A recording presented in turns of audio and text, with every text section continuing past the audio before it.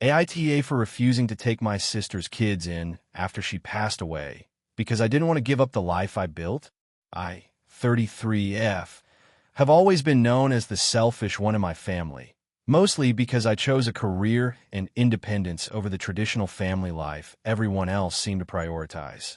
My parents had 3 kids: my older brother Mark, 38M, my younger sister Jenna, 30F, and me. Growing up, I was the responsible one in the sense that I did well in school, planned things ahead, and didn't rely much on others. Jenna was the opposite. She was the wild child, bounced between jobs, dated a lot, and lived impulsively. But she also had this charm that made people forgive her for everything. When Jenna got pregnant at 23, no one was surprised. The father disappeared before the baby was born. She moved back in with my parents, and they basically raised her son, Caleb, now 10, while she tried to figure her life out. A few years later, she had a daughter, Lily, 7, with another guy who also didn't stay around. I lived out of state by then, pursuing my career in marketing and traveling. I sent money sometimes, especially when my parents complained that Jenna wasn't contributing much. 2 years ago, my parents retired to Florida. Jenna refused to move with them, insisting she could manage on her own in our hometown. They helped her find a small rental and gave her some savings to start over. I visited once or twice a year, usually around holidays. Jenna always seemed like she was barely keeping it together, working part-time, missing bills, but somehow still upbeat. Then about 6 months ago, everything changed. Jenna died suddenly in a car accident. I got the call from my mom while I was in a meeting. I felt like the air had been sucked out of me. The grief hit me hard, even though we hadn't been super close in recent years. But the shock turned into chaos very quickly because suddenly, everyone was asking what would happen to the kids. Mark lives 3 states away with his wife and 3 children. He immediately said they didn't have room or money to take in 2 more kids. My parents are in their 70s and dealing with health problems. That left me. At the funeral, people kept whispering that it was so wonderful that Jenna's kids had me, their responsible aunt, to rely on. My mom even said, "We know you'll do the right thing, honey." And I just stood there, numb, because I hadn't agreed to anything. After the funeral, my parents sat me down. They said social services would be involved soon unless a family member took guardianship. They assumed it would be me because I was single, financially stable, and had the space. I live in a 1-bedroom condo in the city, work long hours, and honestly love my life. I travel often for work and leisure. I have hobbies. I finally reached a point where I can breathe. The thought of suddenly becoming a full-time parent to 2 grieving kids was overwhelming, doesn't even begin to describe it. I told my parents I couldn't do it. My mom started crying, saying Jenna's kids didn't deserve to end up in foster care. My dad said, "You're abandoning your own blood." I tried explaining that I didn't feel equipped to raise children, especially after losing their mom. I suggested maybe Mark and I could share custody or find another solution, but everyone looked at me like I'd said something monstrous. Eventually, the state placed the kids temporarily with a foster family while they figured things out. I felt like the worst person alive, but I also knew taking them in out of guilt wasn't right. I visited them a few times and brought gifts. They're sweet kids, but they barely know me. When I left after my first visit, Caleb asked if I was coming back for good, and I had to tell him no. That broke something in me. A few weeks later, my parents told me they'd been talking to a family friend who might take the kids permanently. The woman, a former teacher of Jenna's, lives nearby and already knew the children. It seemed like the best option, but even then, my parents refused to speak to me for a while. They said I had proven that career means more to me than family. Here's where it gets complicated. 2 months ago, I was promoted to a major leadership role. It's everything I've worked for. I posted about it on social media, nothing braggy, just a milestone. My mom called me, furious. She said it was disgusting that I could celebrate my career while Jenna's kids languish with strangers. She accused me of being cold and ungrateful, said that if the roles were reversed, Jenna would have stepped up without question. That last part stung, because honestly, I don't believe she would have. Jenna loved her kids, but she could barely manage her own life. Still, I didn't say that to my mom. I just said I hope one day she could understand that I made the best decision for everyone. Recently, I heard from the foster agency that the kids are settling in well with their new guardian and thriving at school. I've stayed somewhat involved. I send money every month for extracurriculars. I visit when I can. But my parents still treat me like I committed some moral crime. During our last phone call, my dad said, "You'll regret this when you're old and alone." I sometimes lie awake wondering if they're right. Maybe I could have adjusted, given up my job, moved back home, and made it work. But then I think about how unhappy and resentful I might have become, and how that wouldn't have been fair to those kids either. A few of my friends support me fully. One of them, who's a single mom, told me that parenting out of obligation instead of love is a recipe for disaster. Another friend said I did the right thing, but that doesn't make me feel much better. I still feel haunted by the idea that maybe I failed my sister one last time. The worst part is I can't even talk about it openly. Whenever I try to explain my reasoning, people either say, "I could never abandon my family like that," or "I totally get it, I'd do the same." There's no middle ground. I didn't want to be the villain, but I also didn't want to lose myself. So here I am, 6 months later, career thriving, kids safe and cared for, but my family completely fractured. My parents might never forgive me, and I honestly don't know if I could forgive myself either. AITA for refusing to take in my sister's kids after she passed away because I wanted to keep the life I built for myself. If you enjoyed the video, don't forget to leave a like and subscribe to the channel. It helps the content grow and motivates me to create even more great videos. Turn on notifications so you don't miss any new uploads. By the way, I'm curious, when do you usually watch my videos? While working, studying, or just relaxing at home? Let me know in the comments. I'd love to hear from you. Thank you for your support. AITA for refusing to give up my late husband's dog to his parents, even though they think they deserve him more than I do. My husband, Mark, passed away 8 months ago in a car accident. He was 32, I'm 29, and we have been married for just under 4 years. It still feels unreal most days. The grief comes in waves, and sometimes the only thing that keeps me from falling apart completely is our golden retriever. Mark got Max before we even met. He rescued him as a puppy when he was fresh out of college, living in a crappy apartment with barely enough money to feed himself, let alone a dog. But he always said Max saved him first, that taking care of Max gave him a reason to keep pushing through. When Mark and I started dating, Max was 3 years old, and he was instantly part of the package. I fell in love with both of them. When Mark died, Max was 6. I can't describe how hard those first few weeks were. The house was too quiet. Everything reminded me of him. Max would sit by the door every evening waiting for Mark to come home from work. He whined for days, barely ate, and would sometimes sleep on Mark's side of the bed. I think he understood, in his own way, that something terrible had happened. We grieved together. Mark's parents live about 2 hours away. We'd always been polite, but not particularly close. They're the kind of people who need to be in control of everything, and I think they always saw me as some city girl who took their son away. After the funeral, they came to stay for a few days. That's when the tension started. On their second night at my house, Mark's mom told me that they wanted to take Max for a while. She said it would help them feel close to their son again.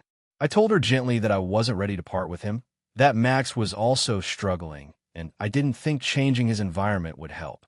She looked offended, like I had just refused to let her see her grandchild. A week later, she called and asked again. This time, she said, "You can visit him whenever you want." I said no again, as calmly as I could. That's when she lost it.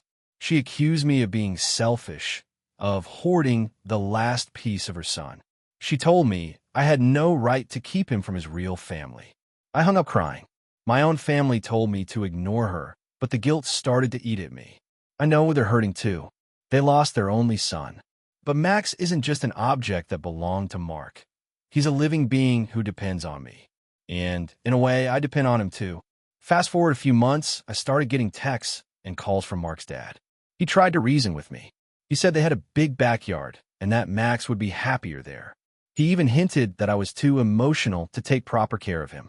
It felt like a low blow. I take Max on daily walks, keep up with his vet appointments, and make sure he's healthy and loved. Then, last month, things escalated.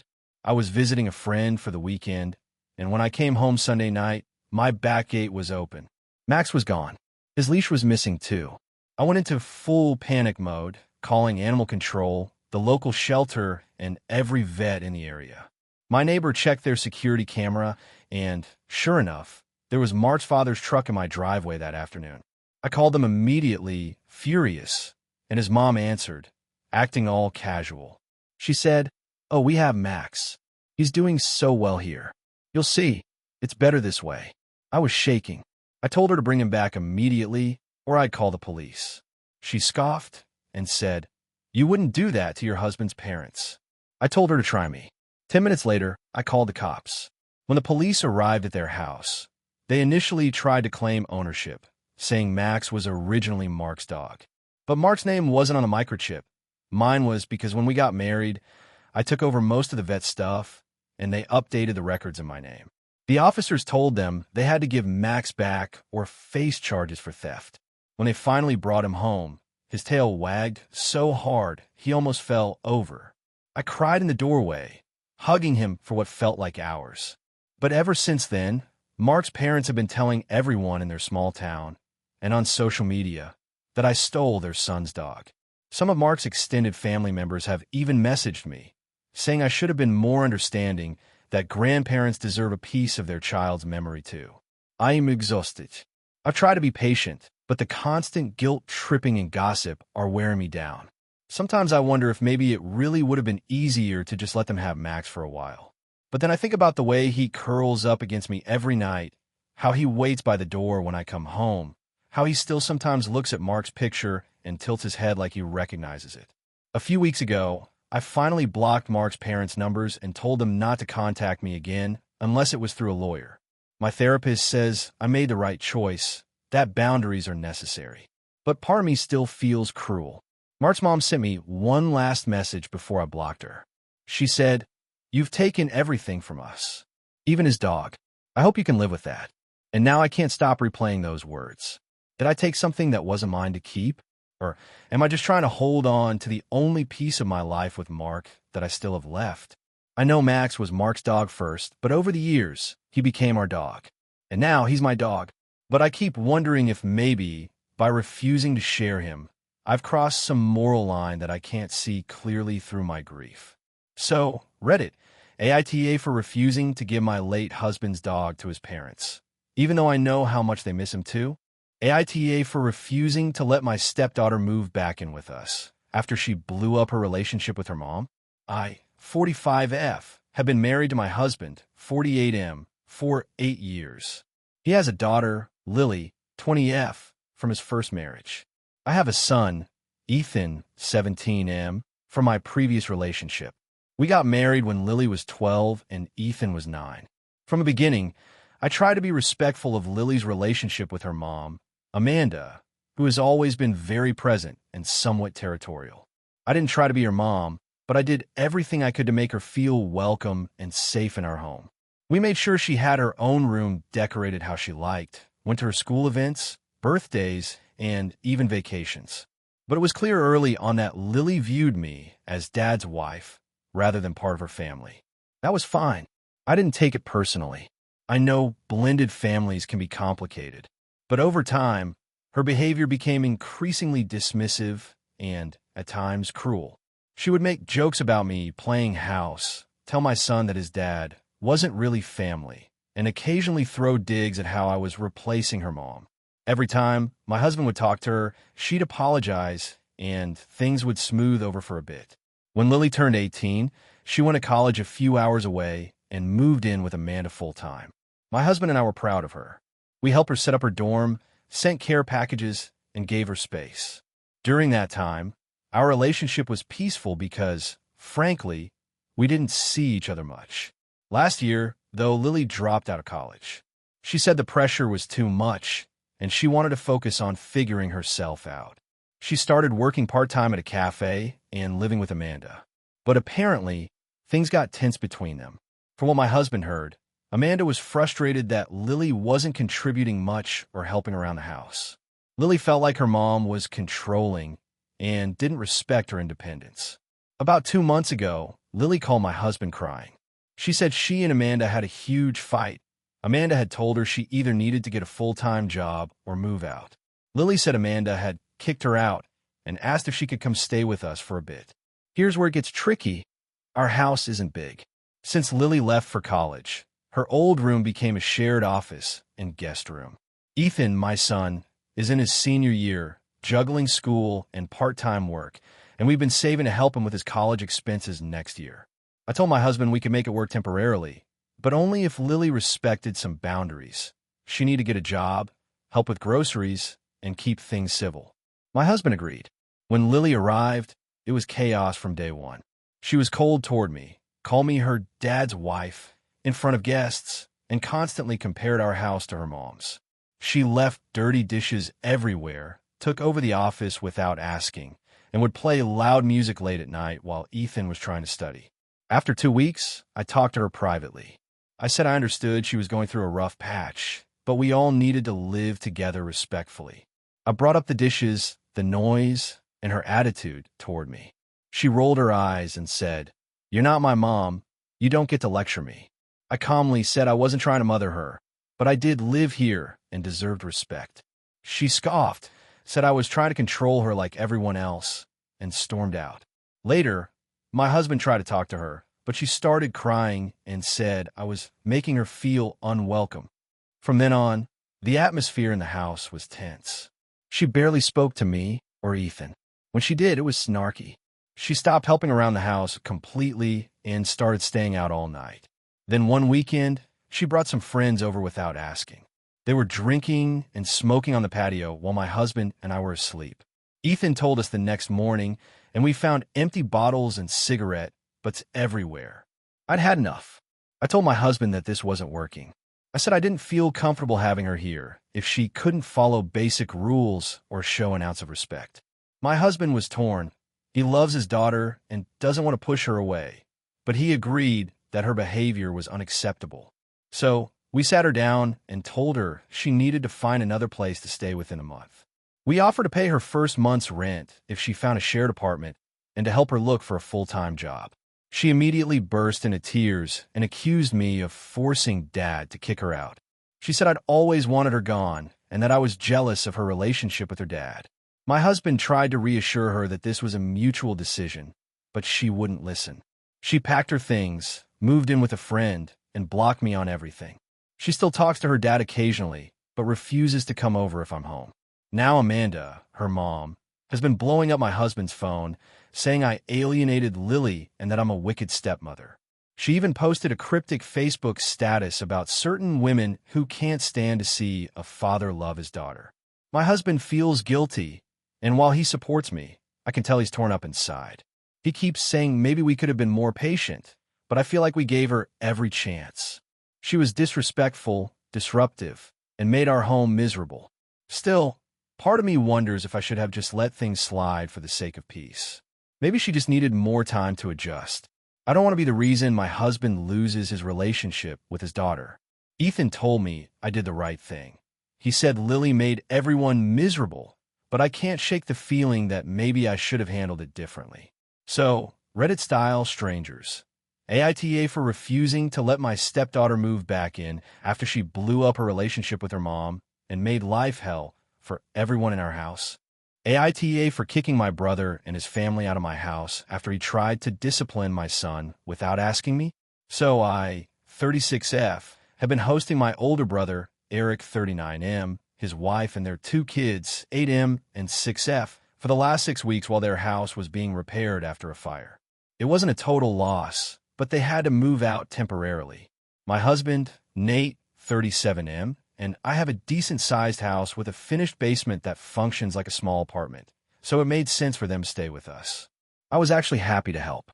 At first, it went pretty smoothly. Eric and I have always been close, even though he's a bit more old school and has some strong opinions about parenting. I've always been a bit more laid back with my 10-year-old son, Leo. He's a good kid, polite, does well in school, but he's also sensitive and can get overwhelmed easily. Eric, on the other hand, is all about toughening kids up and building respect. The first few weeks were fine, but tension started when Eric made a few comments about how I let Leo get away with too much. For example, Leo doesn't have to finish every single bite of dinner if he says he's full, and he doesn't get punished if he politely asks for space when he's upset. Eric made a face and said something like, "You're raising him to be soft." In my house, the kids don't talk back or say no. I brushed it off, figuring everyone parents differently. Then came the big incident. One Saturday, Nate and I were running errands while Eric and his wife offered to watch the kids. We were gone maybe 3 hours. When we came back, Leo was in his room crying, and Eric was sitting on the couch like nothing happened. I asked what was wrong, and Eric just said how to lay down some discipline. The boy needs to learn respect. Apparently, Leo had refused to share his Lego set with Eric's son because he was in the middle of building something. His cousins started grabbing pieces anyway. Leo got upset, and Eric decided to handle it. He told Leo that in his house, kids don't refuse adults, and when Leo started crying, he sent him to timeout in my own house for talking back. I was furious. I asked him what gave him the right to punish my kid, especially when I wasn't home. He said, "If you're trusting me to watch him, I have to be allowed to discipline him. Otherwise, he'll never respect authority." I told him that's absolutely not his call to make, that we have different parenting styles, and that he crossed a huge boundary. He rolled his eyes and said, "This is why kids these days are out of control. You can't even tell them no without their parents freaking out." Nate backed me up immediately and told Eric that if he couldn't respect how we raise Leo, he shouldn't be around him unsupervised. Eric's wife tried to smooth things over, but Eric doubled down, saying we were raising a brat and that he was doing us a favor by teaching Leo some discipline. That was the last straw for me. I told him that if he couldn't follow our rules under our roof, he needed to find somewhere else to stay. He thought I was bluffing until I started helping his wife pack their things. It got ugly. He said I was choosing my son over family, and that no one else would have let them stay for free. He accused me of being dramatic and ungrateful after all the help he's given me over the years, which, for the record, was mostly lending me his truck once when I moved apartments a decade ago. They ended up leaving that night to stay with his in-laws. The next day, my parent called me and said I should have just let it go, since they were only going to be here a few more weeks. My mom said Eric was just trying to help and that I overreacted by kicking him out. My dad was more neutral, but said I could have handled it privately instead of making it a big blow-up. Nate thinks I did the right thing. He said Eric completely crossed a line by trying to parent our kid in our house, especially when we weren't even there. But now my family is divided. My parents think I embarrassed Eric and made things worse. My sister thinks Eric is a control freak, and Eric hasn't spoken to me since. It's been about 2 weeks now, and things are still icy. My mom texted that Eric's repairs are finally done and that it would be nice if you two could make peace before the holidays. I'm not against reconciling eventually, but I also don't want to apologize for something I don't think I did wrong. What really eats at me is that Eric genuinely doesn't think he did anything wrong. He told my dad that he was acting like a parent when the parents weren't around, and that I'm too emotionally attached to see that Leo needs firmer guidance. But Leo still flinches when someone raises their voice, and it kills me to think that he felt unsafe in his own home. To be honest, I'm torn between guilt and anger. I know housing them was a big favor, and I didn't expect it to end in a family feud. But I also feel like if I don't stand up for boundaries now, Eric will just keep bulldozing them. For what it's worth, Nate told me that after they left, Leo asked if Uncle Eric was mad at him. He said he didn't mean to be bad. He just didn't want anyone touching his Lego set. That about broke me. I reassured him it wasn't his fault and that adults can be wrong too. Now, my parents are planning a family dinner next weekend and said they expect both of us to come.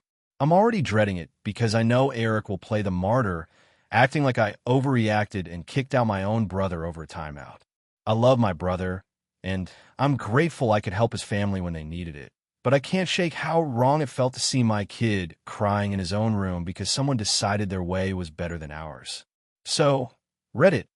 AITA for kicking my brother and his family out of my house after he punished my son without my permission. AITA for refusing to let my husband's sister move into our guest house, even though she's pregnant and has nowhere else to go. So I, 34F, have been married to my husband Adam, 36M, for 6 years. We've been together for almost 10. We don't have kids, but we do have a pretty comfortable life. We both work full-time jobs that pay well, and last year we bought a property just outside the city that came with a small guest house. It's a one-bedroom, one-bath, full kitchen setup, basically like a tiny house. We'd always planned for the guest house to be for visiting family or maybe even an Airbnb down the line. But we both agreed it wouldn't be a long-term living space for anyone. We wanted privacy, and we've worked hard to build a home that feels peaceful. Enter his sister, Rachel, 28F. Rachel and I have always had a rocky relationship. She's one of those people who always seems to have drama swirling around her. Over the years, she's bounced between jobs, boyfriends, and apartments. Every time she ends up in trouble, Adam feels obligated to step in and help because, according to him, she's family.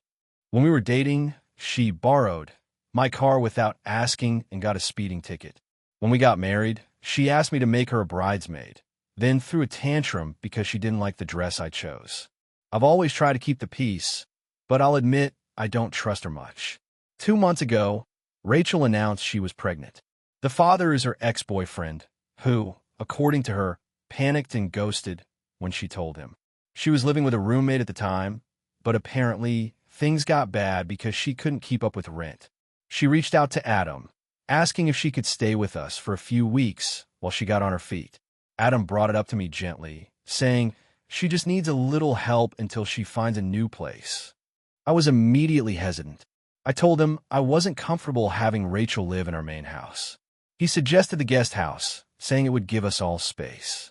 I still said no. I told him it's not about the space, it's about boundaries. Rachel has a history of overstaying her welcome.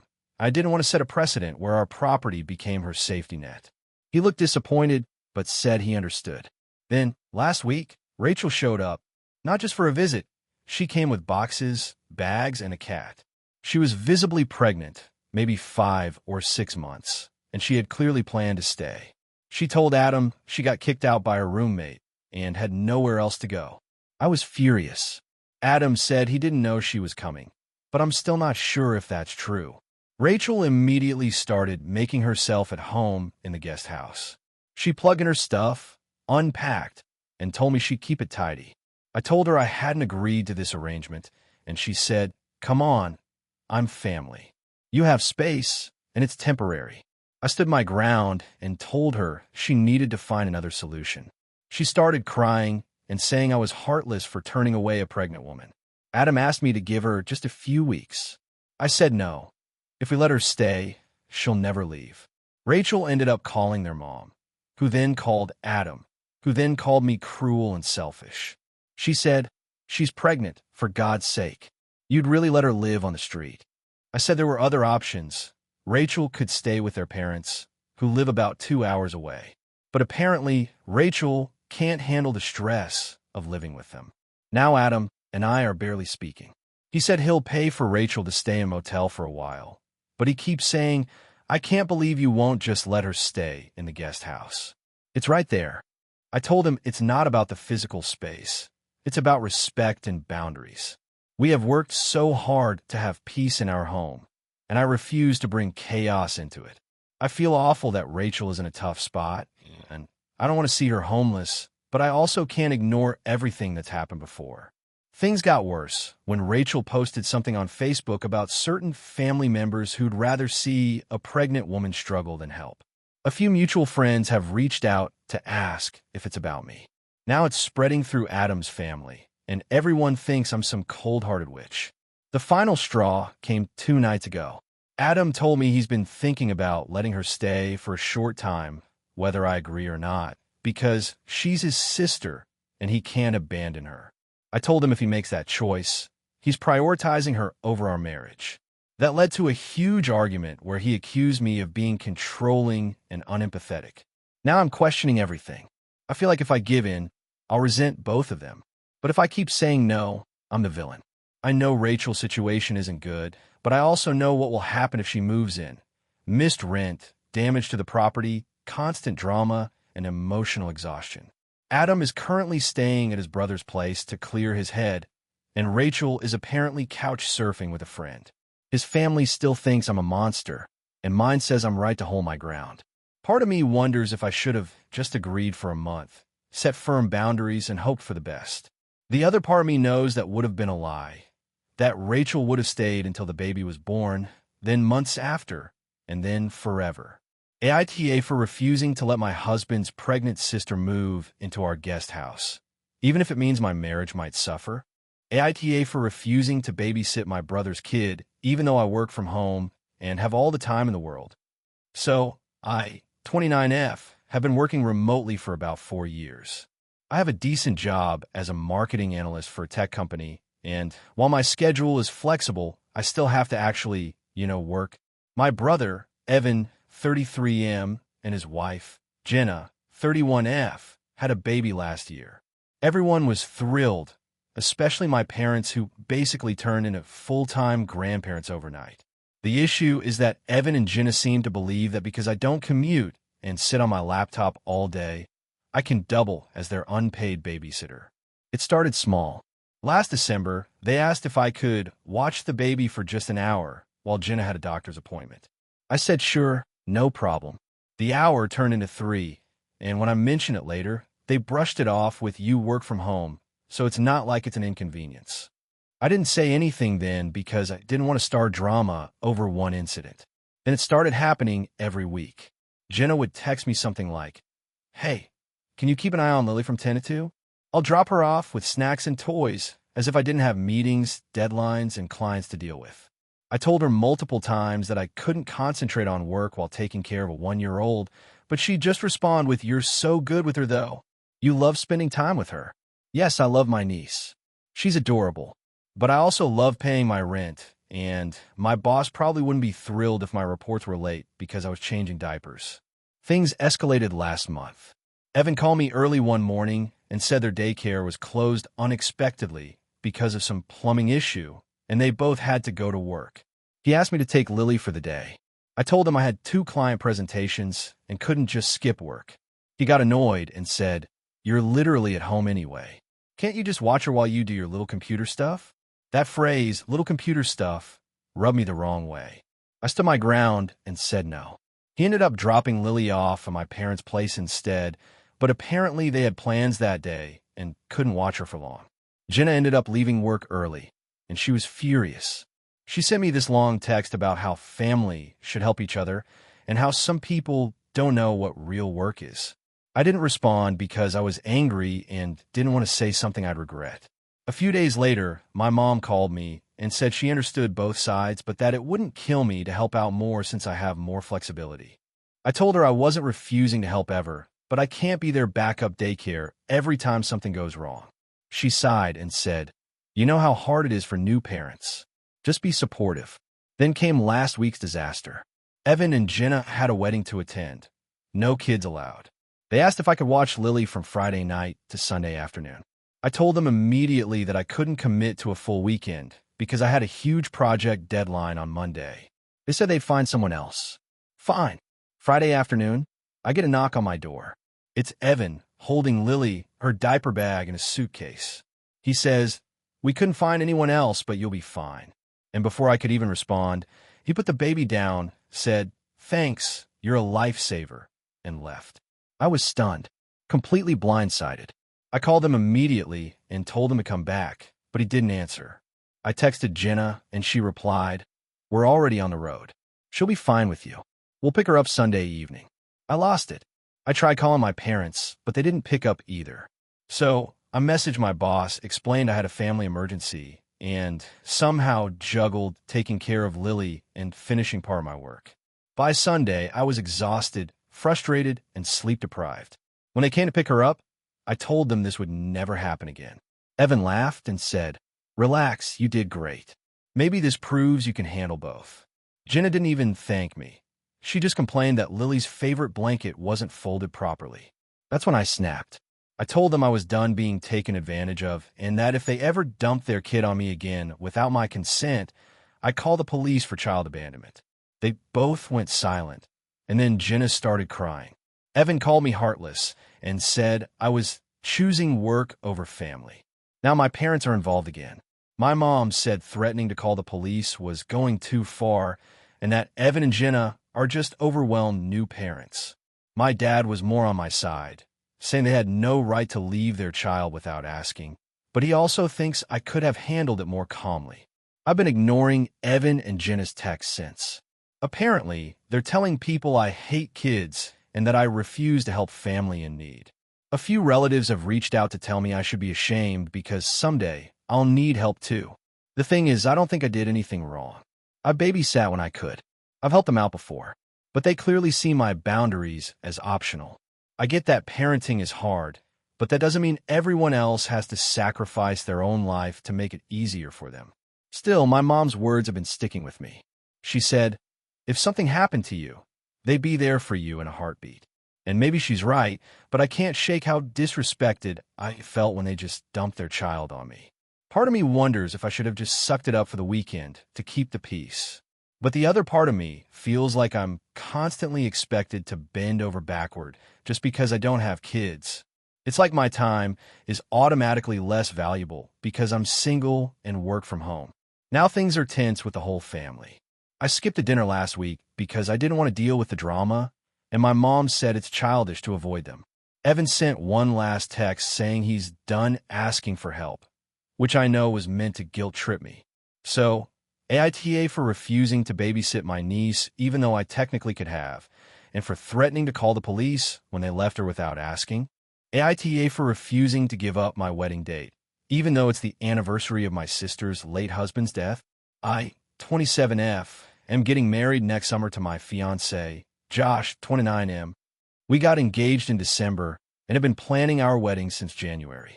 We were lucky enough to book a venue that we absolutely love, a lakeside property that's usually booked out for 2 years but had a cancellation for July 14th.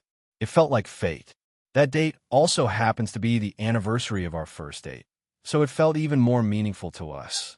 The problem is with my sister, Emma, 34F.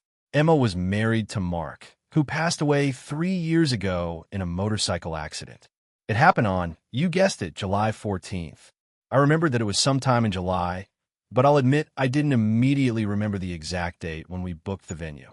When I told Emma about our wedding date, her face fell. She got quiet and then said, "That's the day Mark died." I froze, apologized, and told her I hadn't realized. She said she needed time to think. A few days later, she called me and said she couldn't believe I would choose that day, of all days, to get married. She said it felt like I was trying to erase him or make that date about me, instead of letting it remain a day to honor his memory. I told her that wasn't my intention at all, but the date had personal meaning to me and Josh, and that it was the only one the venue had left for the summer.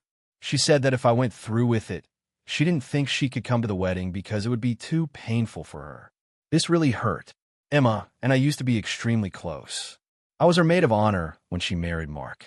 I was there for her through the grief, helping her with bills, cleaning her house, staying overnight because she was scared to sleep alone.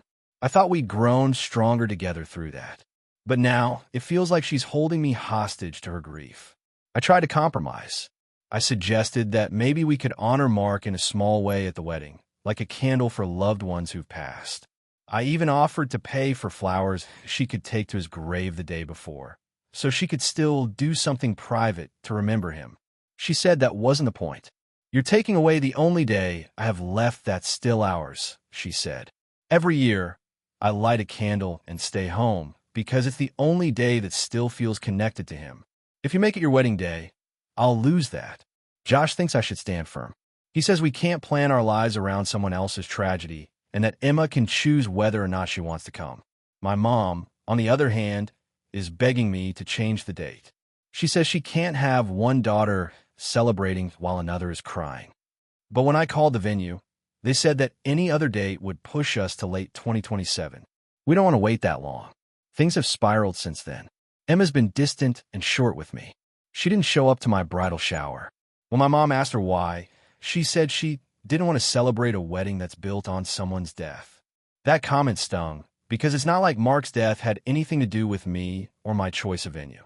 It feels manipulative, like she's making this about control, not grief.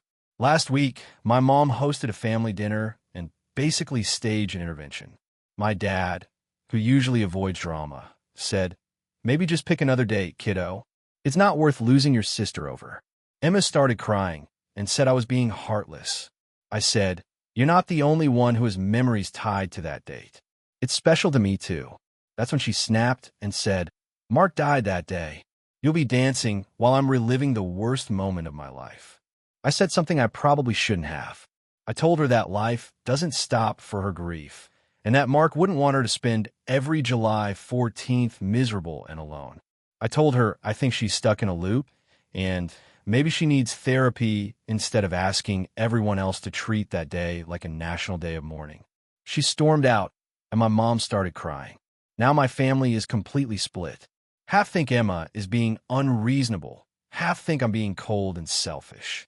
It's been a few weeks since that blow-up. Emma still won't talk to me. My mom told me she's been telling people that I'm turning her husband's death day into a party. Some of our relatives are even saying they won't attend the wedding out of respect for her. Josh's family thinks the whole thing is ridiculous. He says grief can't dictate the rest of our lives. I keep going back and forth. On one hand, I truly didn't mean to hurt Emma. If I'd realized immediately that July 14th was that day, maybe I would have thought twice. But now, after all this, it feels like giving in would just reinforce the idea that my life events have to revolve around her pain. It's been 3 years. I know grief doesn't have an expiration date, but it feels unfair to demand that I give up a date that's meaningful to me because she's chosen to freeze that day in time. On the other hand, I hate the idea of her being home alone, crying while I'm saying my vows. It's not how I imagined my wedding. I wanted her to stand beside me as my maid of honor. Now I don't even know if she'll come. Part of me wonders if keeping this date means permanently damaging our relationship. Another part of me wonders if changing it would make any difference, or if she'd just find another reason to resent me. The last time we spoke, she sent me a text that said, "You've already replaced the only date that meant something to me. Don't expect me to be there to celebrate it." I cried for an hour after reading that. I don't want to lose my sister, but I also don't want to feel like every major decision I make needs her permission. My therapist says that grief can make people territorial about certain symbols or dates, and that Emma's reaction, while emotionally intense, is not necessarily rational. She also said it's okay for me to have boundaries and that Emma's pain doesn't make my happiness wrong. That gave me some perspective, but it doesn't make it any easier. So now I'm stuck. The venue is booked. The invitations are about to be printed. I keep wondering if I'm the bad guy for holding on to a date that carries such painful meaning for someone I love. Am I being selfish for wanting to move forward with my life, even if it hurts her? Or is she the one being unfair by expecting me to build my future around a day that will always make her sad? AITA? AITA for refusing to pay for my brother's wedding after they replaced my daughter as the flower girl. I, 35F, have a younger brother, Kyle, 29M, who's getting married this December to his fiancée, Claire, 27F. I've always had a decent relationship with Kyle. We weren't super close growing up. He was more into sports, and I was the artsy, quiet one. But we got along. When he met Claire 3 years ago, I was genuinely happy for him. She's outgoing, charming, and at first, I thought she was exactly the kind of person Kyle needed. That opinion has changed. For context, I'm a single mom to my daughter, Lily, 7. Her dad hasn't been involved since she was 2. So it's been just the two of us for a while. Kyle has always been great with Lily, and when he and Claire got engaged last year, they asked Lily to be their flower girl. She was thrilled. We even bought her a little white dress months ago. Nothing fancy, just something simple that looked like it belonged at a wedding. Here's where everything started to unravel. About 2 months ago, Claire called me and asked if I'd be willing to help out financially with some wedding expenses. She explained that her parents were contributing, but costs were higher than expected. She mentioned that since I'm family and good with money, maybe I could help sponsor part of the event. She said it like it was a favor that would be appreciated, but not required. I asked her what exactly she meant by help out. She said, and I quote, "We were thinking maybe you could cover the venue deposit or the photographer." Something like that. The deposit for their venue is $4,500. And their photographer is about $3,200. I told her, politely, that I couldn't afford that. I work full-time, but I'm a teacher. I don't have thousands of dollars to throw at someone else's wedding. I suggested I could help with decorations or maybe bake some desserts instead. She sounded disappointed, but said she understood. A week later, I got a call from Kyle. He said he'd heard I refused to help and asked if everything was okay. I told him I wasn't refusing out of spite. I just didn't have that kind of money. He seemed fine with it and said not to worry about it. Fast forward to last weekend. Claire's mom hosted a small pre-wedding brunch for family and bridal party members. When I got there with Lily, I noticed another little girl, maybe 5 or 6, running around in a white dress. When I asked who she was, someone said, "Oh, that's Mia, Claire's cousin's daughter. She's the new flower girl." I thought they were mistaken, but then Claire stood up to make a toast and formally introduced her bridal party, including Mia as the flower girl. Lily was sitting next to me, holding her little hands in her lap, looking confused. I pulled Claire aside afterward and asked what was going on. She said, "Oh, I meant to tell you, we decided to go in a different direction for the ceremony. We wanted it to be more cohesive, and Mia fits the color scheme better." I asked what that even meant. She said they're doing soft pink tones, and Lily's dress was ivory, not blush, and that she didn't want to make a big deal asking you to buy a new one. She then said, "Also, since you aren't contributing financially, we thought it was fair to include more of my side of the family in the ceremony." I was absolutely stunned. I told her that was incredibly unfair, especially since Lily had been so excited and already told everyone she was going to be the flower girl. Claire just shrugged and said, "I'm sorry, but it's our day, and we need to make choices that work for us." Lily was heartbroken. On the way home, she asked if she'd done something wrong. I told her of course not, that Aunt Claire and Uncle Kyle had just changed their plans. She cried the whole night. It broke me. The next morning, I called Kyle. I told him how hurt Lily was and that what they did was cruel. He said he hadn't realized they'd already told Mia, and that Claire had handled most of those details. But then he said, "You have to understand, weddings are expensive, and Claire's been under a lot of pressure. She just wanted things to look perfect." When I brought up the financial comment Claire made, how she replaced Lily because I didn't pay, he said she didn't mean it like that. At that point, I told him flat out that if that's how they were going to treat my daughter, I wasn't going to help with anything. Not decorations, not desserts, not attending, not a dime. I said I hoped they had a beautiful wedding, but I was done. He got defensive and said I was making everything about money. I said no. They made it about money when they replaced a 7-year-old because I couldn't afford to pay thousands. Since then, my mom has called multiple times telling me I should just be the bigger person. She said weddings bring out the worst in people and that it's not worth fracturing the family over something Lily will forget. But Lily hasn't forgotten. She still has her little flower basket sitting on her dresser. Every time she sees it, she asks if she's going to get to use it somewhere else. I told my mom I'm not going to a wedding where my daughter was humiliated and replaced because we didn't contribute enough money. My mom thinks I'm being dramatic and punishing Kyle for Claire's behavior. Kyle texted me yesterday, saying he still wants me there, but understands if I need space. Claire hasn't spoken to me since. Now my family is split. Half think I'm right to set a boundary, and the other half think I'm petty for letting money ruin what's supposed to be a happy time. I honestly don't care about missing the wedding itself, but part of me wonders if I should have just sucked it up and gone for my brother's sake. But every time I picture Lily sitting there watching another little girl walk down the aisle in her place, my stomach turns. So, AITA for refusing to pay for my brother's wedding and now refusing to attend it after they replaced my daughter as the flower girl. Hey friends, if you enjoy this content, don't forget to like the video and share your thoughts in the comments. We really want to know what you like and what can be improved. What do you think of the video? Are there any topics you'd like to see in future videos? Your feedback really helps us get better. Thanks for being with us. AITA for telling my sister she can't name her baby after my deceased daughter. This has been tearing apart my family for weeks, and I honestly don't know if I've lost perspective. My husband, 34M, and I, 32F, had a daughter, Lily, who passed away 3 years ago when she was only 6. It was sudden, a rare heart defect no one knew about. She went to bed fine one night and didn't wake up.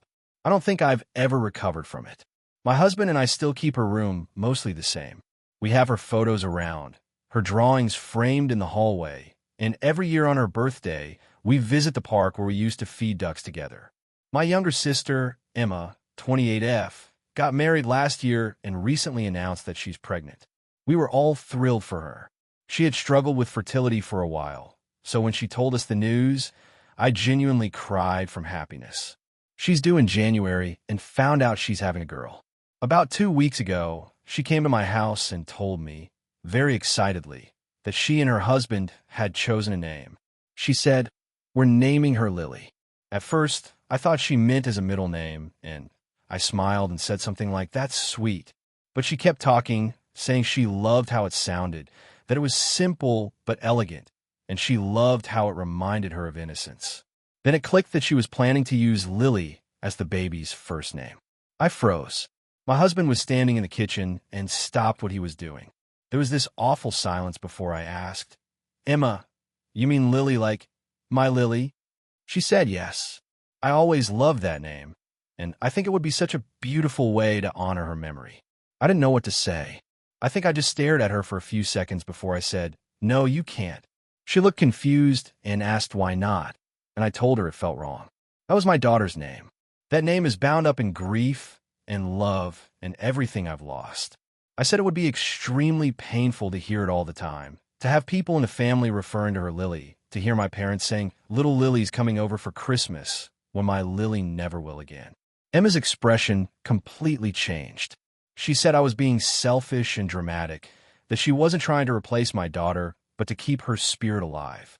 I told her my daughter's spirit wasn't a name to be reused. I said if she wanted to honor her, she could use it as a middle name, or choose a flower-related name like Daisy or Rose, but not Lily itself. She got defensive and said I didn't own the name. She's not wrong, but it felt like she was missing the entire emotional weight of it. Eventually, she stormed out and said I was making everything about me and that this was her child, not mine. That night, my mom called me crying. She said Emma was devastated and felt like I'd cursed her happiness. Mom told me she understood where I was coming from, but asked if I could find it in my heart to let it go because Emma means well. I asked her if she could imagine losing one of us and then hearing our name being used constantly. She didn't answer. The next few days were awful.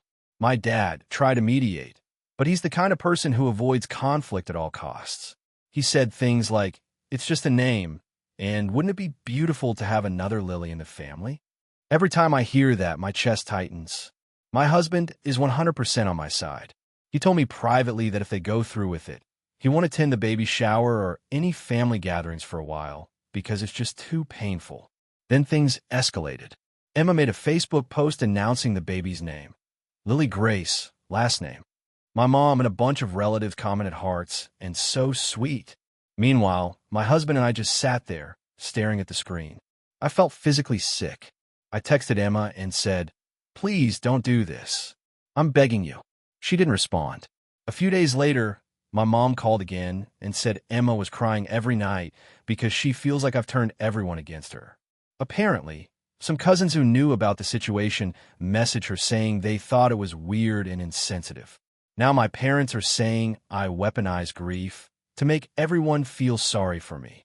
I didn't tell anyone to message her. I just quietly told a few relatives why we weren't coming to the baby shower, because I couldn't handle seeing a cake with "Welcome Baby Lily" written on it.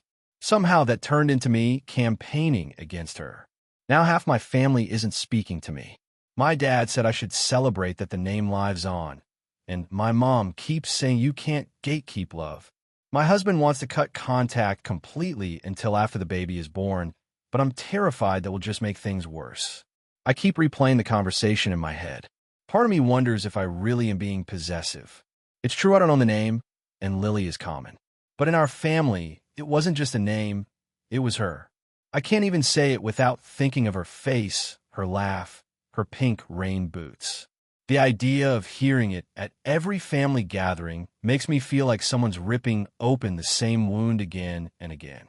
Emma texted me again last night saying, "I hope someday you'll realize I'm doing this for love." I didn't answer. I just sat there crying because I don't understand how she could think this is loving. My therapist says it's understandable that I'm triggered and that I have a right to set boundaries. But she also said it's up to me whether I want to keep peace or protect my emotional health. Both seem impossible right now. My husband thinks Emma wants to fix our family grief by giving the name new meaning, but that feels like rewriting my daughter's story without permission. My Lily existed.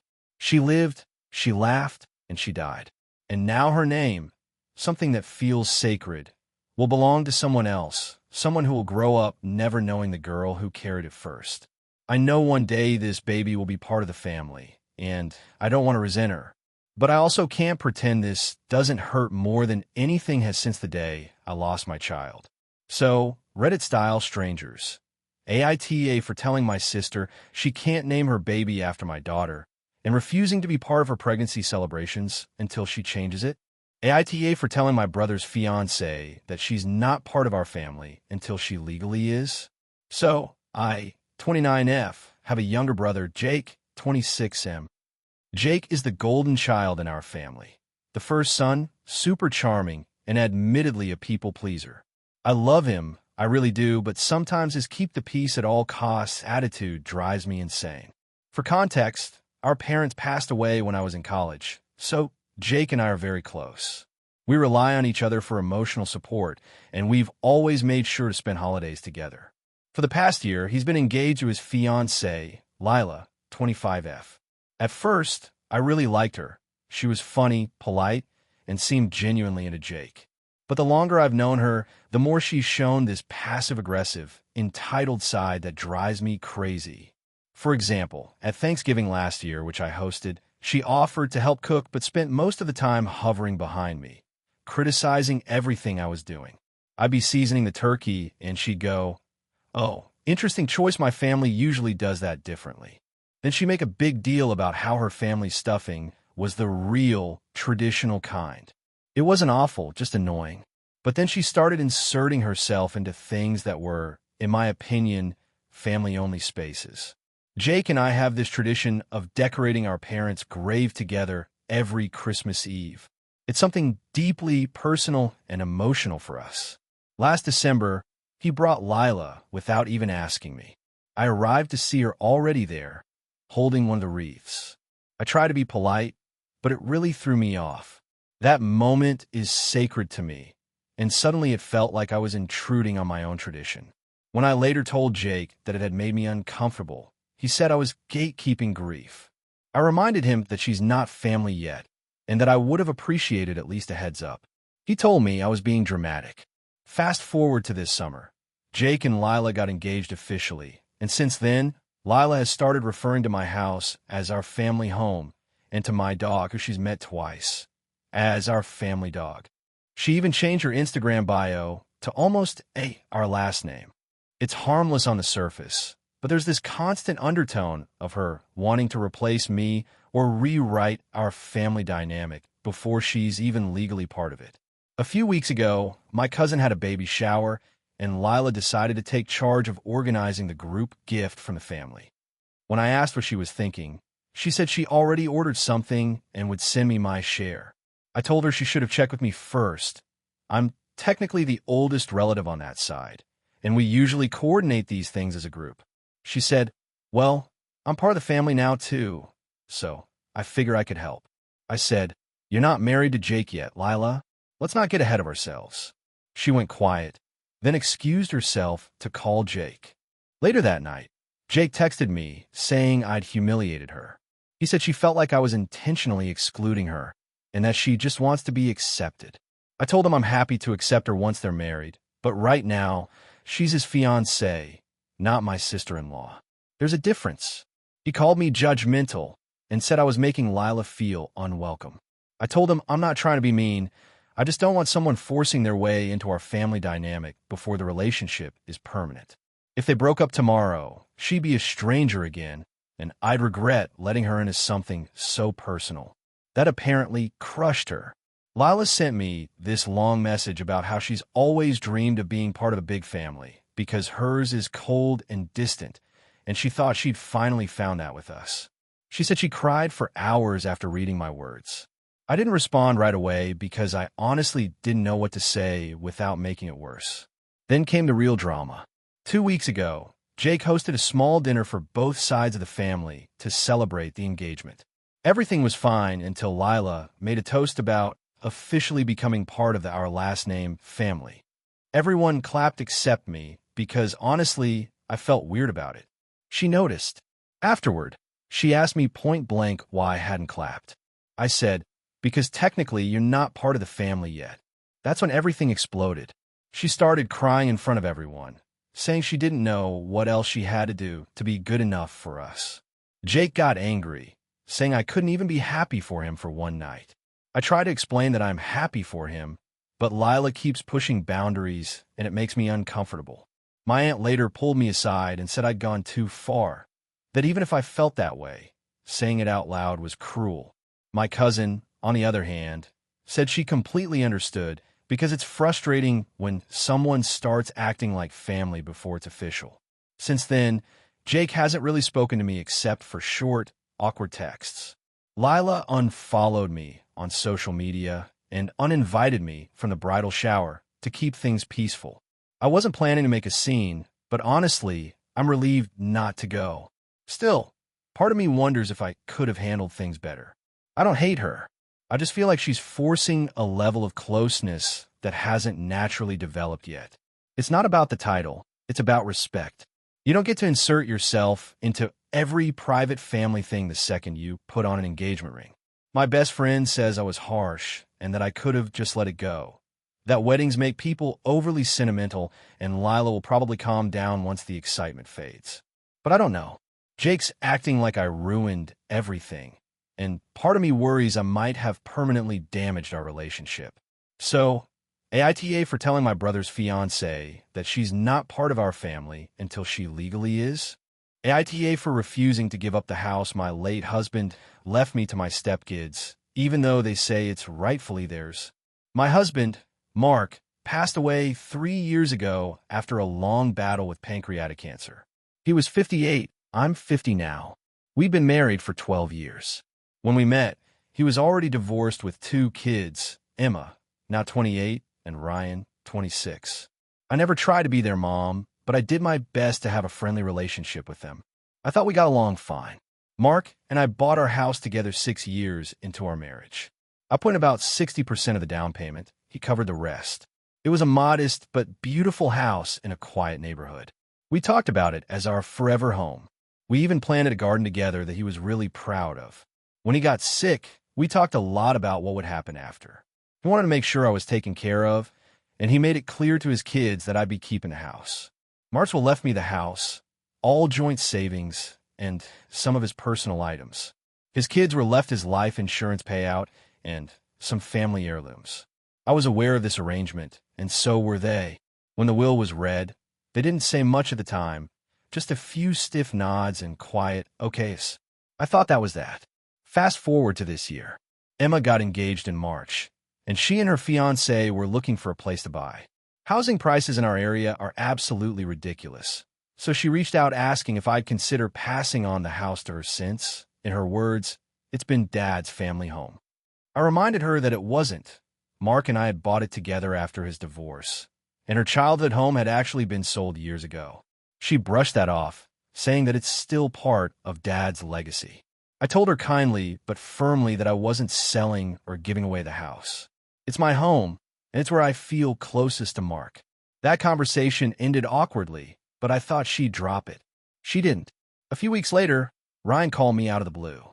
He said Emma had told him I was being selfish and gatekeeping their inheritance. I reminded him that they already received their inheritance. He argued that I wouldn't even have the house if it weren't for Dad, and that any decent stepmother would want to see his kids living there. I was honestly stunned. I asked him point blank if he thought I should move out so they could live here. He said, well, maybe not immediately, but yeah, eventually. It's where Dad's family belongs. I hung up after telling him that this was not a conversation I was willing to have again.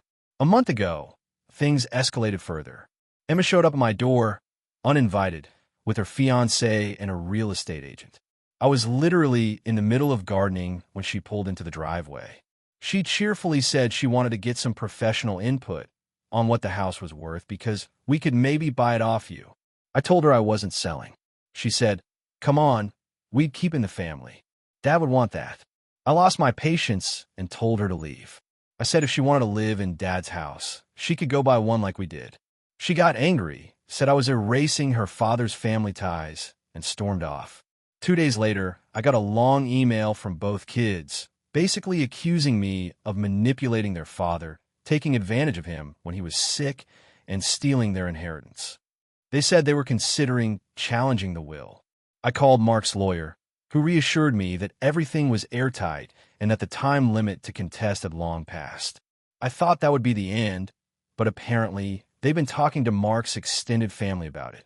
His sister, my former sister-in-law, called me to say she was disappointed and that it wouldn't kill me to let Emma and Ryan have something of their dad's.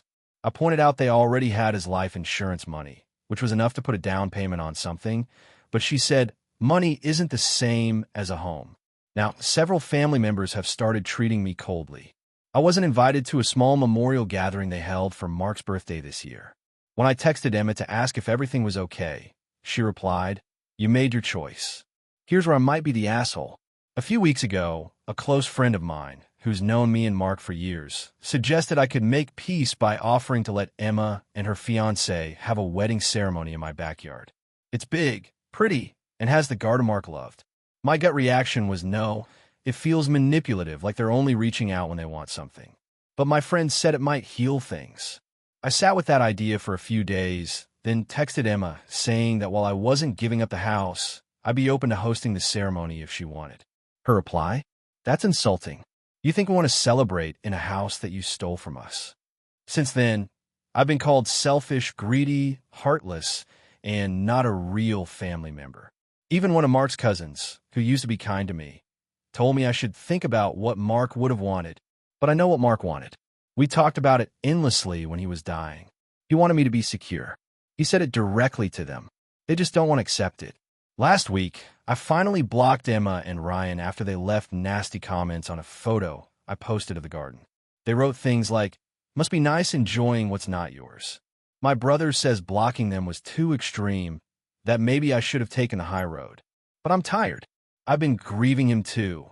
And for 3 years, I've been alone in this house that we built together. It's my home, my memories, my comfort. And now I feel guilty for even defending that, because everyone's acting like I've done something awful. So, Reddit, AITA for refusing to give up the house my husband left me, even though his kids think it's theirs. AITA for refusing to let my sister and her fiancé use my house for their wedding after they insulted my husband and said he's not family. So I, 32F, and my husband, 34M, bought a house 3 years ago after years of saving. It's not a mansion, but it's a really nice countryside property with a big yard, a deck, and a garden that my husband built basically from scratch. We're both proud of it because we did all the work ourselves, painting, landscaping, renovating, everything. My younger sister, 28F, Emma, got engaged earlier this year to her fiancé, Kyle, 30M. They're planning a small wedding, and back in May, Emma asked if they could have it in our backyard because she loved the rustic aesthetic and wanted to save money on a venue. She said it would be about 50 guests and mostly family. At first, my husband and I said we'd think about it. We didn't want to say no right away because we do love Emma and we thought it could be nice. But we also knew that hosting a wedding, even a small one, is a ton of work and stress. Plus, our yard isn't exactly designed for 50 people. We'd have to rent tents, chairs, tables, and worry about things like bathrooms, trash, power, and parking. When I mentioned these practical concerns to Emma, she brushed it off. She said we were overthinking it and that everyone would just pitch in. When I asked who everyone was, she got defensive and said I was making this harder than it needs to be. Still, we didn't give her a definitive answer. We said we'd revisit it in a month once we'd looked into logistics. Fast forward to late June. We were having a family dinner at my parents' place. Me, my husband, Emma, her fiancé, and our parents. My mom casually brought up the wedding plans, and Emma said, "Oh, we'll be doing it at my name, S place." I was caught off guard because we hadn't agreed. I gently said, "We haven't confirmed that yet, Emma. We're still figuring things out." She rolled her eyes and said, "Come on, it's not a big deal. You guys have the perfect space, and it's family." That's when my husband spoke up. He said, It's not that we don't want to help, but hosting something like that is a big responsibility. We just want to make sure it's doable. Kyle snorted and said, "Man, it's just setting up some chairs and drinking beer. Why are you acting like it's some huge production?" My husband stayed polite, but said, "It's not just chairs. We'd have to handle permits, parking, noise. If something breaks or someone gets hurt, that's on us." Kyle rolled his eyes and said something like, "Well, if you can't handle it, maybe you shouldn't have such a big yard." It got tense, but we moved on. Later, Emma texted me saying my husband was being difficult and embarrassed her. Over the next few weeks, she barely talked to us. Then, about a month ago, she sent a big group message announcing the date of the wedding, and the location listed was still our address. I was shocked. I called her immediately and said, "Emma, we haven't given permission for that." She said, "It's already in the invites. Everyone's expecting it. Don't make this a bigger deal than it is." I told her we couldn't host it. That's when she absolutely lost it. She said I was selfish, that family should help family, and that we were ruining her dream wedding. My parents got involved, and they were torn. My dad said he understood our concerns, but my mom said, "It's one day. Can't you just do this for your sister?" Here's where it got worse. A week later, my husband and I hosted a small barbecue with a few family members and friends. Emma showed up uninvited. Apparently, she was nearby and just wanted to see the space again. While she was there, she started walking around, taking photos of the yard, and loudly saying things like, "We'll put the altar here and the food tables there." My husband quietly pulled me aside and said he felt uncomfortable because she was acting like it was already decided. When he asked her to please stop taking measurements because we hadn't agreed, she snapped at him and said, "You don't get to decide. This is family business, not your business." That was the last straw for him. He told her, "This is my home. If you can't respect that, you're not welcome here." She left in tears. Later, she called me and said my husband had crossed the line by kicking her out. I told her he didn't. She disrespected both of us by assuming she could do whatever she wanted. She told me I was choosing a man over my own sister and that he's not even really family because you don't have kids. That one stung. After that, I told her flat out that we would not be hosting the wedding and that if she mentioned it again, I'd consider it harassment. She hung up on me. Now, my parents are furious.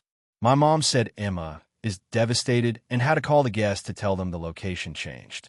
Apparently, they're now scrambling to book a community hall, and the cost has doubled because it's so last minute. My mom keeps saying, "You could have avoided all this drama if you just let her use the yard."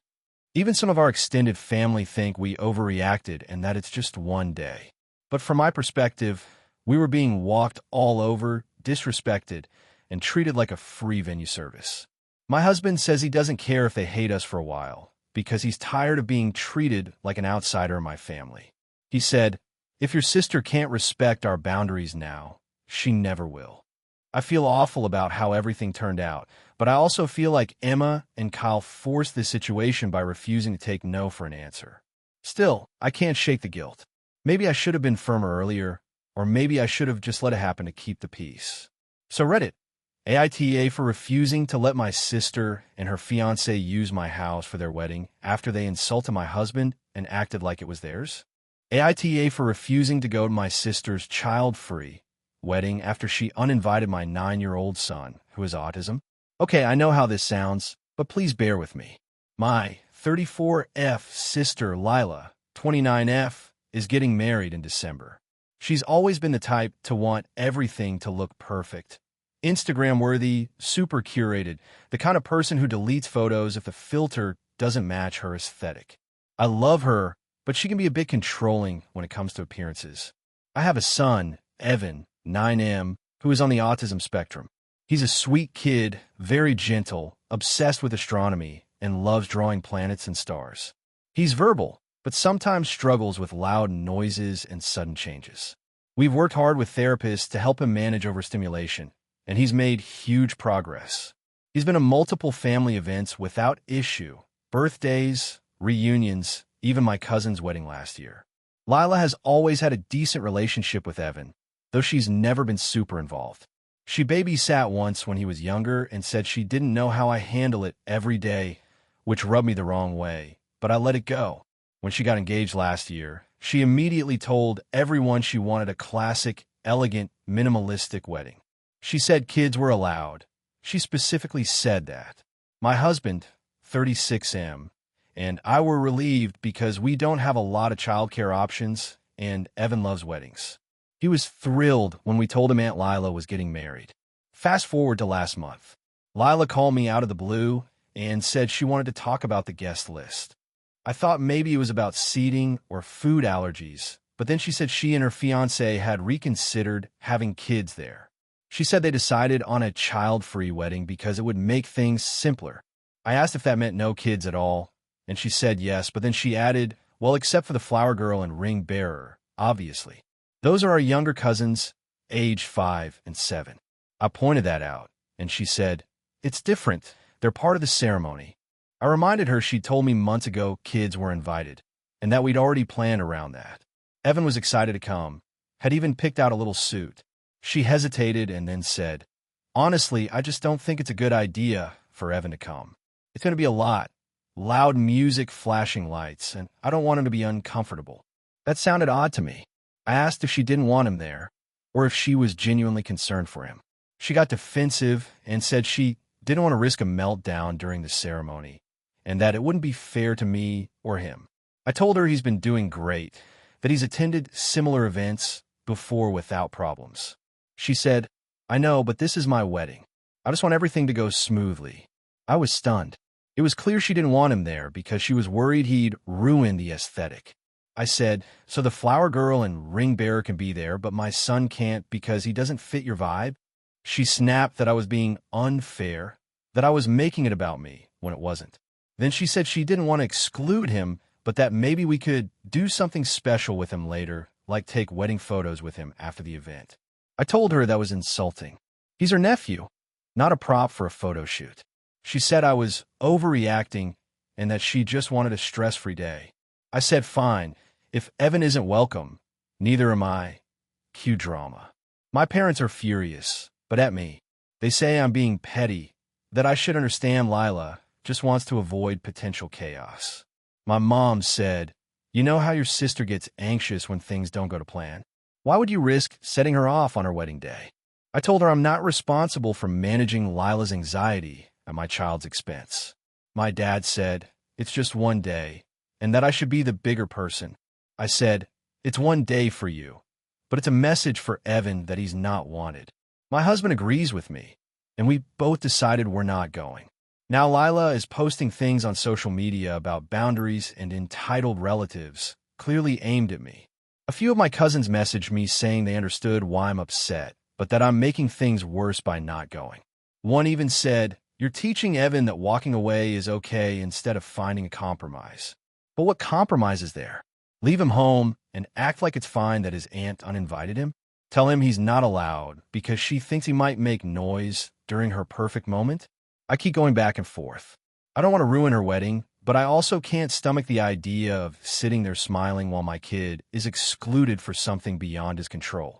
Then last weekend, my mom called and said Lila was crying because she misses her sister and wants me there, but that Evan staying home would make everything easier. I said no. Mom said, do you really want to throw away your relationship with your sister over this? I said, she's the one throwing it away. Now I'm being told I'm choosing my son over family, which to me is a ridiculous thing to even say. But now that the dust has settled, I'm second-guessing. Maybe I could have gone and just not mentioned it to Evan. Maybe I'm being stubborn. Lila's wedding is a big deal to her, and I know she's stressed. But every time I picture leaving Evan behind while I get dressed up and go celebrate someone who decided he doesn't belong, I feel sick. So, Reddit-style jury, am I the A** hole for refusing to attend my sister's wedding after she uninvited my son for having autism? AITA for refusing to babysit my sister's miracle baby after she publicly humiliated me? So, I, 29F, have always had a complicated relationship with my older sister, Hannah, 33F. Growing up, she was the golden child, straight A's, prom queen, always had a boyfriend, and the one my parents bragged about at every family gathering. I wasn't a troublemaker or anything, but I was quieter, bookish, and more introverted. I was the shy one, the artsy one, and the one who will probably end up with cats. I love my family, but that kind of comparison wears you down. About 2 years ago, Hannah and her husband, Mark, finally had a baby after years of fertility issues. Everyone was over the moon, especially my parents. The baby, Lily, is adorable, and I genuinely love her. But ever since she was born, Hannah has taken her miracle baby narrative and inflated it into her entire personality. Every family dinner revolves around Lily. Every group chat is flooded with baby pictures. And Hannah somehow expects everyone to rearrange their lives around her child. I work full-time as a graphic designer, and I've been trying to get my freelance business off the ground on the side. I'm not exactly swimming in free time, but Hannah constantly assumes I should be available to babysit at a moment's notice because family helps family. For the first few months, I helped when I could, weekends here and there, a few evenings after work. But it quickly turned into multiple times a week, usually with no notice and no thanks, let alone payment. Things came to a head 3 weeks ago. Hannah was invited to a wedding out of town and asked if I could watch Lily for the weekend. I told her I couldn't because I had a client deadline and needed the whole weekend to finish. She acted like I'd just said I was too busy to attend her own wedding. She accused me of being selfish and said I didn't understand what real responsibility looks like. I tried to stay calm and told her I wasn't her nanny. She stormed out. Fast forward to last weekend. My parents threw a big family barbecue to celebrate my dad's birthday. Hannah and Mark were there with Lily, of course. Everyone seemed relaxed until Hannah made a toast. She stood up, raised her glass, and said, "I just want to thank everyone who's been there for me through this crazy first year of motherhood. Especially Mom and Dad for being the best grandparents ever. And Mark, my rock. It's been tough, but we pulled through. Some people, though, wouldn't know what sacrifice looks like." And she looked straight at me. The whole table went quiet. My cousin awkwardly laughed, thinking maybe it was a joke, but it wasn't. My face went hot, and my mom tried to change the subject, but Hannah kept going. I mean, imagine choosing work over family. Some people just aren't cut out for putting others first. I excused myself, went to the bathroom, and had to sit there for 10 minutes just to calm down. When I came back, I quietly told my parents I was leaving early. Later that night, I texted Hannah and said she owed me an apology for embarrassing me like that in front of everyone. She replied, "If you feel embarrassed, maybe it's because you know it's true." So I blocked her number for a while. A few days ago, my mom called me, sounding tired. Apparently, Hannah has been telling the family that I abandoned her and refused to be part of Lily's life. Mom asked me to just let it go and be the bigger person because Hannah is under a lot of stress. I told her I was done being treated like a backup caregiver and that until Hannah apologized, I wasn't going to help her with Lily. Cue last night. Hannah showed up at my apartment unannounced, holding Lily. She said she needed to run an emergency errand and could I just watch the baby for a few hours? I said no, firmly but politely. She looked shocked, then angry. "You're really going to say no to your niece? What's wrong with you?" I told her that she couldn't keep treating me like a free babysitting service and that if she wanted to repair a relationship, she should start by apologizing. She scoffed and said, "You know what? I don't have time for your drama." Then she left, muttering that she should have known better than to rely on selfish people. Now my mom and dad are both calling me, saying Hannah was in tears and that I should have just helped this one time. I reminded them that this one time always turns into another and another. Mom said, "But family helps family." I said, "Then you help her. You're retired." She didn't like that. I feel tun. I love my niece. I don't want to punish her for her mom's behavior. But I also feel like if I keep caving, Hannah will never learn to respect boundaries. This whole thing has divided the family. My cousin told me everyone's gossiping about it in the family group chat, with some saying I should have just helped for Lily's sake, and others saying Hannah crossed the line. What stings most is that before all this, I thought Hannah and I were finally becoming closer again. I went to her baby shower, helped decorate Lily's nursery, and even stayed overnight the first week Lily came home so Hannah could get some sleep. I did those things because I wanted to, not because I had to, but she's turned every act of kindness into an expectation. I know she's tired and probably overwhelmed as a new mom, but that doesn't give her the right to treat me like a villain just because I have my own life. I don't expect her to understand my career or my workload, but I do expect basic respect. Now my dad's birthday dinner next week might get canceled because it's too tense. Mom says she doesn't want to choose sides, but the truth is she already has. Everyone's walking on eggshells around Hannah because they don't want to upset the new mom. Part of me wonders if I should just apologize for peace, even though I did nothing wrong. But another part of me feels like I've spent my whole life being compared, dismissed, and guilt. For once, I stood my ground, and the world didn't end. It just got quieter. So now I'm sitting here, wondering if I really am the selfish one. Should I have just taken Lily for those few hours? Should I have bitten my tongue when she humiliated me?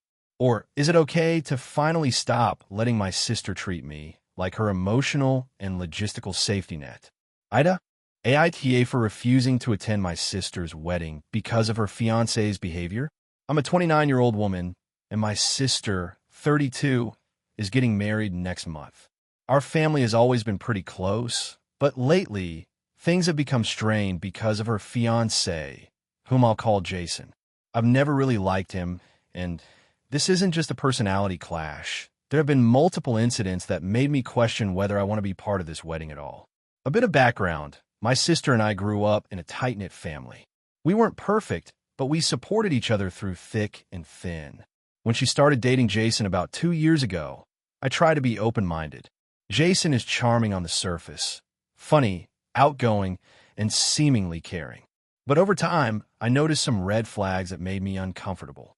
The first major incident happened about 6 months into their relationship. We were all at a family barbecue, and Jason made a joke about my career. I work in social work, and it's demanding and often emotionally draining.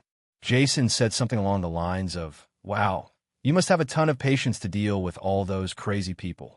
How do you not lose your mind?" It was framed as a joke, but it felt dismissive and disrespectful.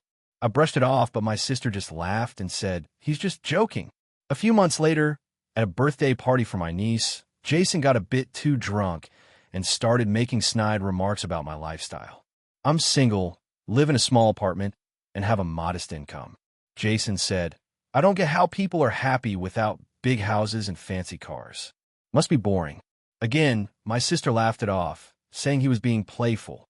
Things escalated at Thanksgiving this year. My sister and Jason had invited my parents and me to their place. During dinner, Jason interrupted a conversation I was having with my dad about my recent promotion to say, "It's cute how you think your job is important. But in the grand scheme, it's just a dead-end gig." Everyone was shocked. My parents looked uncomfortable, and I was stunned. My sister didn't say anything, and Jason kept smirking. After that night, I confronted my sister privately and told her I didn't appreciate how Jason treated me and my work. She said I was being too sensitive and that Jason didn't mean anything by it. I told her that it wasn't just about me. It was about respect, and I didn't see it. She asked me to give Jason a chance and try to get along for the sake of family harmony. Then, last week, things really came to a head. My sister asked me to be a bridesmaid, and I was initially happy to accept. But a few days later, Jason invited me to hang out one-on-one, which felt odd since we don't have that kind of relationship. When I arrived, he immediately started asking intrusive questions about my dating life, why I was still single, and my thoughts on marriage. I tried to steer the conversation to neutral topics, but he kept pushing, saying, "You really should settle down. Life isn't going to wait for you." It felt controlling and judgmental. When I told my sister about the uncomfortable encounter, she said I was overreacting and that Jason was just trying to be friendly. I told her I didn't want to pretend everything was okay and that I was seriously reconsidering being part of the wedding. She got upset and said I was being selfish, that Jason was her fiancé and future husband, and I should support her no matter what. She accused me of trying to sabotage their relationship and said I was choosing to alienate myself from the family. I've since told her that I won't attend the wedding unless Jason apologizes and changes his attitude toward me and my family. She said that won't happen and that if I don't come, I'm effectively cutting ties with her. My parents are caught in the middle. They want peace, but also support me feeling respected. So, Reddit, AITA for refusing to attend my sister's wedding because of her fiancé's behavior? Am I overreacting, or is my sister wrong for expecting me to just accept this? AITA for refusing to babysit my sister's baby after she called my infertility karma? I, 33F, have been married to my husband Ben, 35M, for almost 10 years. We've been trying for a baby for the past 6, and after multiple failed rounds of IVF, a miscarriage, and thousands spent on specialists, we were told last year that it's unlikely I'll ever carry a pregnancy to term. It was devastating, but I've been in therapy and we've started looking into adoption. My younger sister, Hannah, 28F, had her first child earlier this year. The pregnancy wasn't planned, but she and her boyfriend, Chris, decided to keep the baby and move in together. They've always been a bit chaotic, on-again, off-again relationship, constant money issues, both still figuring out their careers, but I was genuinely happy for her and tried to be supportive. When she gave birth, I drove 3 hours to help her around the house for the first week. I cooked, cleaned, did laundry, and watched the baby so she could nap. I wanted to be a good sister and aunt. But over time, things started to feel one-sided. Every time she needed help, she'd text or call me first. Even for small things like, can you pick up diapers? Or can you come over so I can shower? At first, I said yes because I know how hard newborn life is. But after months of being treated like free childcare, it started to wear me down. 2 weeks ago, she called asking me to babysit again so she and Chris could go to a concert. I told her I couldn't because Ben and I had a date night planned. She got annoyed, saying I never help her anymore and that I should understand how hard motherhood is. I calmly reminded her that I'd been there for her constantly and that I needed to prioritize my own life too. She hung up on me. Then, last weekend, my parents hosted a small family dinner. Hannah was there with her baby, and I tried to keep things civil. Everything was fine until the topic of babysitting came up. She started complaining to my mom that I bailed on her when she needed a break. I said that wasn't fair. I'd helped her plenty, but I can't always drop everything. That's when she said, loud enough for everyone to hear, well, maybe if you actually had a baby, you'd understand what it's like to be exhausted all the time. The table went completely silent. My mom gasped. My dad told her to apologize immediately. And Hannah, instead of backing down, laughed and said, I'm just saying, maybe this is karma for how self-centered you were growing up. I saw red. I stood up, told her she was a cruel person, and said she could forget about me ever helping her again. I left before dessert. Later that night, she texted me this half apology that said, sorry you got so sensitive. I didn't mean to hit a nerve, but you really don't get what motherhood is like. I didn't reply. Since then, my mom has been telling me to be the bigger person and not hold a grudge over one stupid comment. My dad thinks I should cut her off completely until she apologizes properly. But here's the thing. Hannah has since started messaging Ben, saying I'm being dramatic and that she really needs me because she can't afford daycare right now. She even guilted my mom into calling me to say that family helps family and that I should let this go because the baby shouldn't suffer over adult drama. I feel torn. Part of me feels awful that the baby might go without care if I refuse, but another part of me knows I can't keep enabling her when she treats me like a backup babysitter and then insults me for not having kids.